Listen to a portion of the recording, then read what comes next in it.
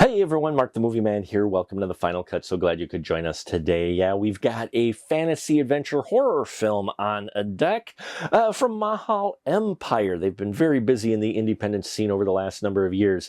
And before we get into this film review, please like, subscribe, and bells and whistles, all that, so you can keep up with all the great reviews we got coming. Now, on to Devil's Night. No, that's not just Tintin's favorite holiday. It's the title of this film, directed by Adam Worth, who gave us Bermuda Island before. He's back now with a fantasy story being told by a character named Sigurd, who meets a group of individuals around the campfire in the wilderness. He asks them if they know about the Bone Devil, and when they say don't, Sigurd whacks a story of when he traveled with a group of mercenaries who were hired by a king to take out the ancient beast. And while they're out there in the woods trying to kill the Bone Devil, little do they know that there is a nefarious plan by one of the king's servants to take over the throne that involves a monster of a different type.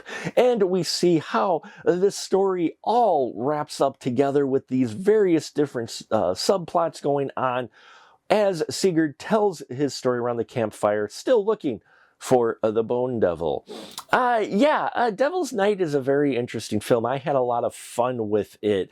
It's a period independent piece of sorts in that it is a fantasy setting, a medieval fantasy, so you've got knights and you got the creatures and peasants and lords and ladies and all of that here, and I think they set up the world that this takes place in very well. Thanks to Joanna David's costume design, it really helped capture the feel that you're in this kind of fairy tale medieval world, from the peasant clothes to the lords and ladies outfits to the armor to everything in between. They really help capture that kind of fantasy feel with it, and so it felt more than just a bunch of cosplay looking costumes of various qualities. So yeah, all the quality of the costuming looks really good, as well as the sets that they pick.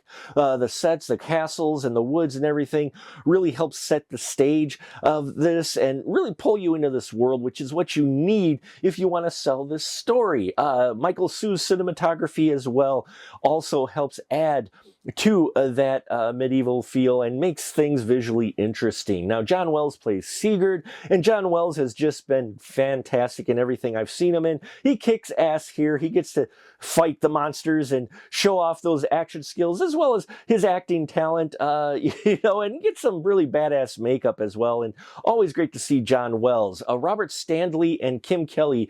Robert Stanley plays Matthias Brennis, and Kim Kelly plays Joan Brennis. I liked the dynamic between these two and the chemistry between them. They felt like father and daughter, and they get some touching moments in here, and Kim Kelly gets to kick some ass as well, so it's great to see. Sarah Nicklin is a character, she plays a character, Princess Sabine, who you're not quite sure what to make of her. I was surprised with the arc that they gave Princess Sabine in a good way. In fact, there's a lot of surprises in here as far as who's going to live and die over the course of the runtime, and kept you on your toes for sure. So kind of a Game of Thrones type of thing, where you're never quite sure if a main character is going to die or not, and they do that here. Kevin Sorbo plays the captain of the guard. He gets a few scenes. Eric Roberts shows up as Lord Sussex, and that, along with Angie Everhart, they all get their few moments in camera, and it's always good to see them because I've liked their performances in the past. Angie Everhart especially, just being villainous, reminded me of her character from Bordello of Horror, though wearing more clothes.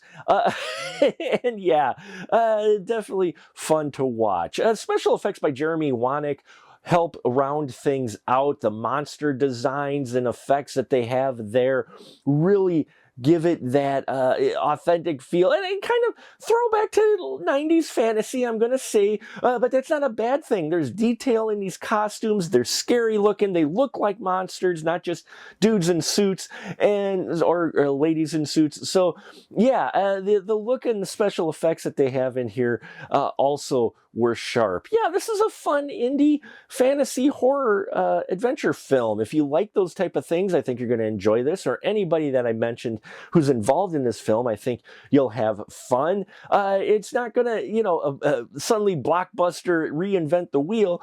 But if you're looking for something entertaining, Devil's Night fits the bill. So thank you so much. I appreciate every single one of you. Yeah, check out our Patreon if you get a chance to. Thank you for the view. And until next time, remember, keep that ticket stub.